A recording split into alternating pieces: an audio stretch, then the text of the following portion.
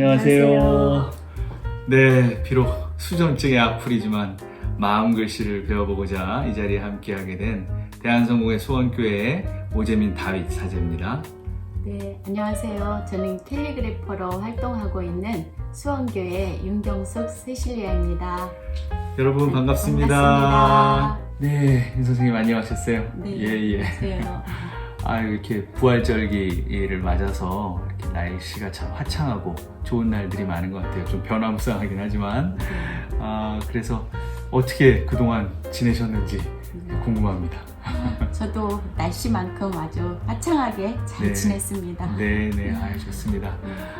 저는 지난번에 그 촬영하고 나서 주신 그 붓펜 가지고 이렇게 나름대로 뭐 이렇게 좀 끄적끄적 해봤는데 할 때마다 제가 느끼는 게 뭔가 이렇게 창의적으로 뭔가를 표현하고 싶은데 그게 잘 안 되는 거예요. 그래서 왜 그럴까 생각을 해보니까 제 안에 어떤 고정관념이 있는 것 같더라고요. 이게 글씨다, 글자다라는 딱 그런 게 있어서 그런지 어떤 그거를 뛰어넘는 창의적인 표현이 잘 나오지 않고 뭔가 그 틀에 딱 갇혀 있는 것 같은 생각이 자꾸 들어서 제 스스로 좀 답답하더라고요. 그래서 제 글씨 보고 선생님 어떠셨어요?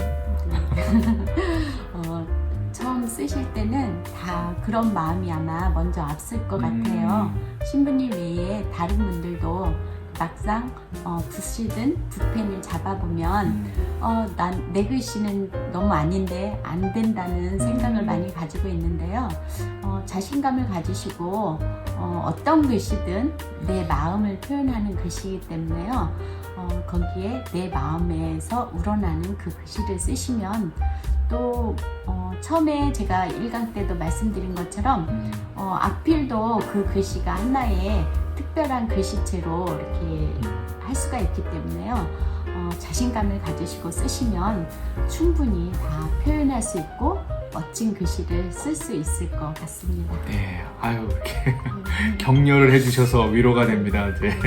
저는 그냥 아무튼 뭐 저 같은 악필도 캘리그래피를 배울 수 있다라는 것을 이 영상을 보시는 분들에게 그런 어떤 격려의 마음, 위로의 마음, 어떤 할 수 있다는 소망을 드리는 것만으로 제가 만족하고요. 자, 그런 의미에서 선생님 요번 2강에 특별히 이제 처음 시작하는데 주제 단어를 선정하셨다고 들었어요. 주제 단어가 어떻게 되나요? 우리가 이제 감사라는 말을 많이 사용하고 있는데요. 또 특별히 이렇게 5월이니까 가정의 달, 사랑과 감사라는 말을 아마 제일 많이 표현하실 것 같아요. 그래서 우리 시편 말씀에서 감사라는 두 단어를 써보기로 하는데요. 거기에 나오는 자음을 오늘 배워보고 다양한 표현을 어떻게 쓰는가 같이 써보고 우리 시편 말씀을 써보는 거로 이렇게 시작을 해보겠습니다. 참 좋습니다. 우리 첫 시작을 감사라는 단어로 잡으신 게 참 의미가 있는 것 같아요. 요즘 같은 시기에 우리가 참 감사하기 너무 힘든, 모두가 힘겨워하는 그런 시기잖아요. 하지만 그 어떠한 어려움 속에서도 고난이 곧 유익이다 라고 신앙 고백을 했었던 다윗의 그 신앙을 우리가 생각해 볼 수 있는 계기가 됐으면 좋겠습니다. 자, 그러면 우리 첫 주제 단어인 감사 선생님 한번 가르쳐 주시죠. 같이 써보도록 해보겠습니다. 네, 오늘의 단어는 감사인데요. 우리가 기억에 대해서 같이 써보도록 해보겠습니다. 서예의 형태로 기억을 보면 우리가 정사각의 어떤 딱 틀에 박인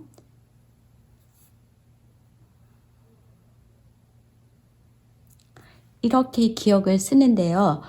직선의 형태이지만 우리 캘리그래피에서 자음의 변형은 내가 이렇게 기울였어도 우리가 기억으로 읽을 수가 있고요. 또 위에도 기울기를 주고 아래 획에도 기울기를 줘도 기억으로 쓸 수가 있고 또 짧게 하고 밑을 길게 또 길게 하고 짧게 해도 우리가 기억으로 다 이렇게 표현할 수가 있습니다. 그 다음에 다시 약간의 둥근 형태의 기역은 우리가 서예에서 보면 궁체로 표현할 수가 있는데요. 약간 둥글게 해서, 그래서 기본 형태는 이렇게 둥글지만 내가 이렇게 길게 빼줄 수도 있고요. 또 여기는 이렇게 직선으로 갔지만 밑에만 이렇게 둥글게 빼준다든가, 아니면 조금 더 굴려서 밑에를 짧게, 아니면 길게 해주고 밑에를 짧게, 이렇게 기역의 형태가 여러 가지가 있는데요. 그 많은 기역을 우리가 다 쓸 수는 없지만 몇 가지 형태를 내가 참고해서 쓸 수가 있고요. 또 오늘의 쓰는 단어에서 제일 많이 나오는 단어가 자음이 시옷인데요. 우리가 직선의 형태로 보면 또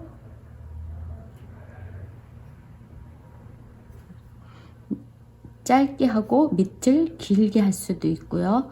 또 길게 하고 아래를 짧게 할 수도 있고요. 또 약간의 둥근 형태의 시옷을 보면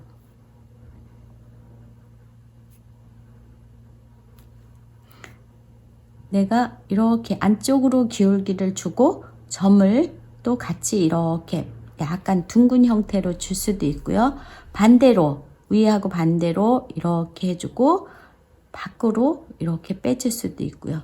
조금 더 굴려서 길게 빼줄 수도 있고요. 또 이쪽으로 길게 빼줄 수도 있고요. 조금 더 변형을 준다 하면 우리가 이렇게 왼쪽, 오른쪽 이렇게 썼는데요. 조금 더 변형을 둔다. 오른쪽 먼저 쓰고 왼쪽으로 이렇게 순서를 바꿔서도 시옷의 표현을 할 수가 있습니다. 또 오늘 쓰는 단어에서 나오는 자음으로서 미음이 있는데요. 우리가 미음은 이렇게 하나, 둘, 셋 이렇게 순서를 많이 쓰고 있는데요. 조금 더 편하게 한 번, 두 번 이렇게 표현할 수가 있습니다. 그래서 좀 더 변화를 준다 그러면 굴려서 빼줄 수도 있고요. 종성으로 쓸 때는 약간의 세모 형태로 해서 빼주는 경우도 있습니다. 이렇게 자음의 형태를 우리가 써보고요. 오늘의 단어인 감사 단어를 한번 써보도록 하겠습니다. 1강의 단어는 감사인데요. 거기에 나오는 자음을 먼저 써보도록 하겠습니다.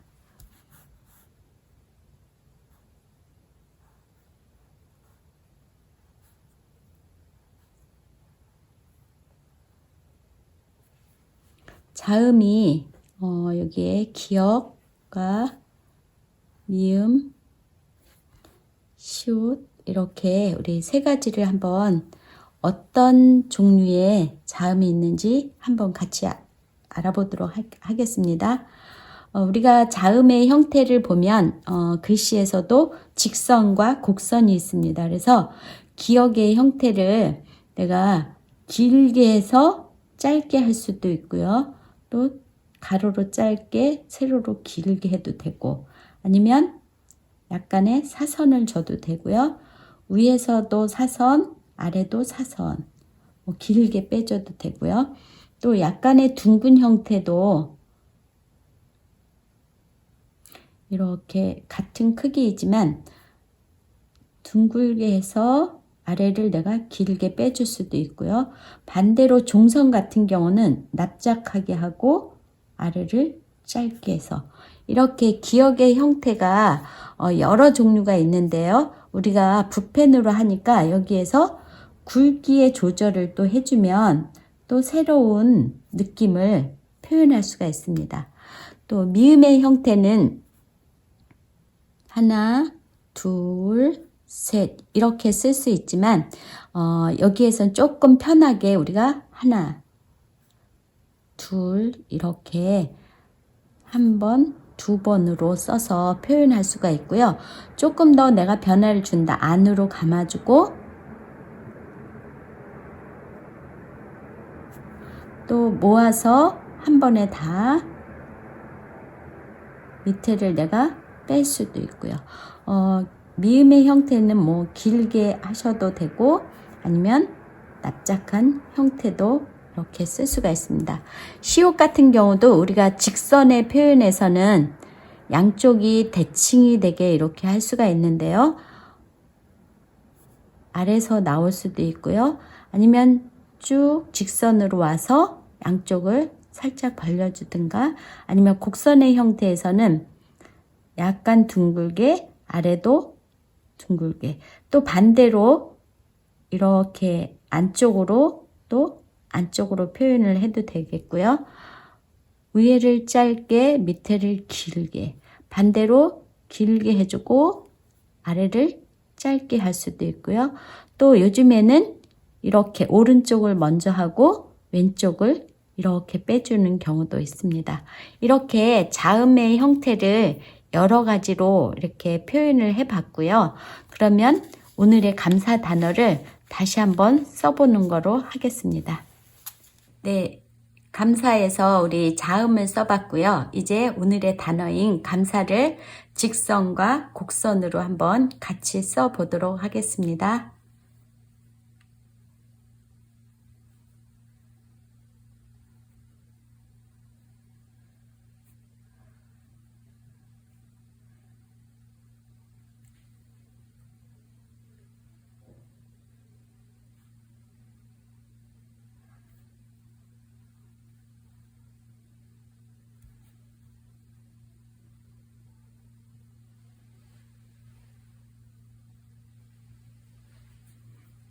약간의 곡선 형태로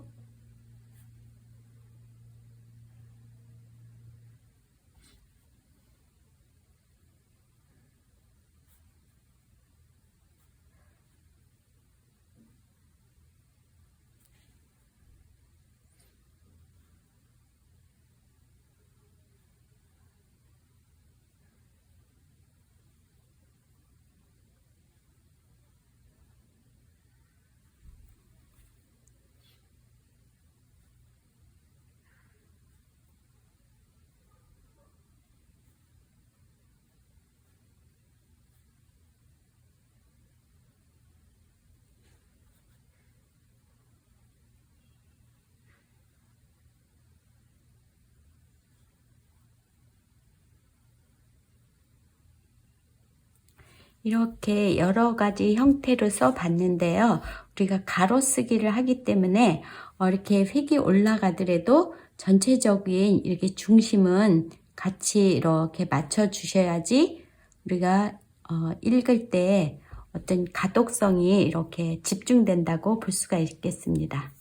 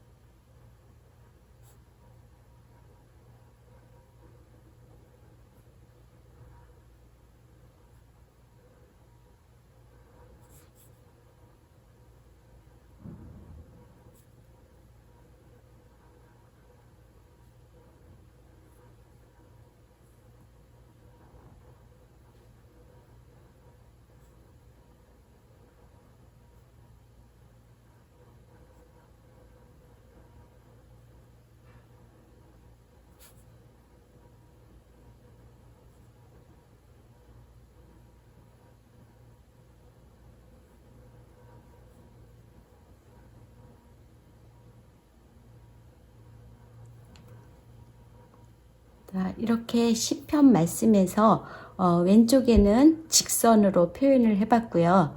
오른쪽은 이렇게 약간의 곡선으로 표현을 해봤습니다. 그래서 오늘 배운 이렇게 감사라는 단어 두 단어만 조금 더 굵게 표현을 하셔갖고 쓰셔도 되고요.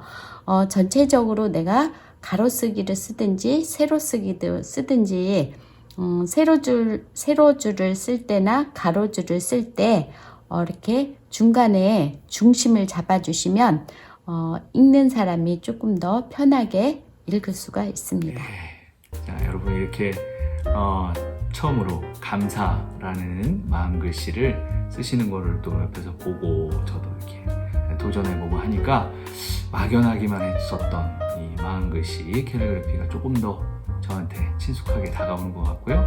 어떤 희망의 빛이 서광이 비춰오는 것 같은 그런 느낌이 들기도 했습니다.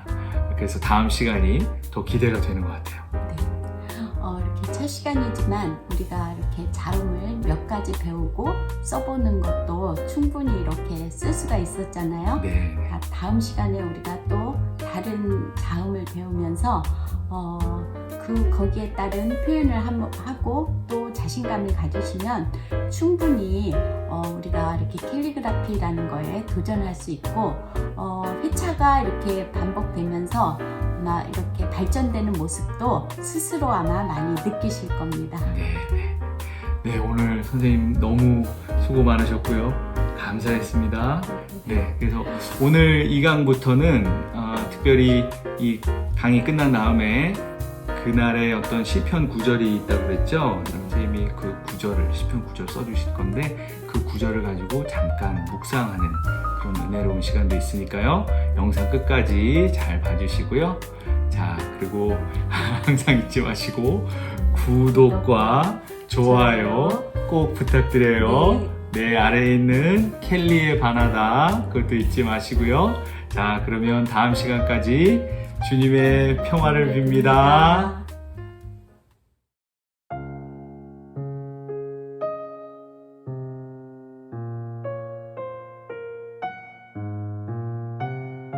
야훼여, 이 마음 다 바쳐 감사드립니다.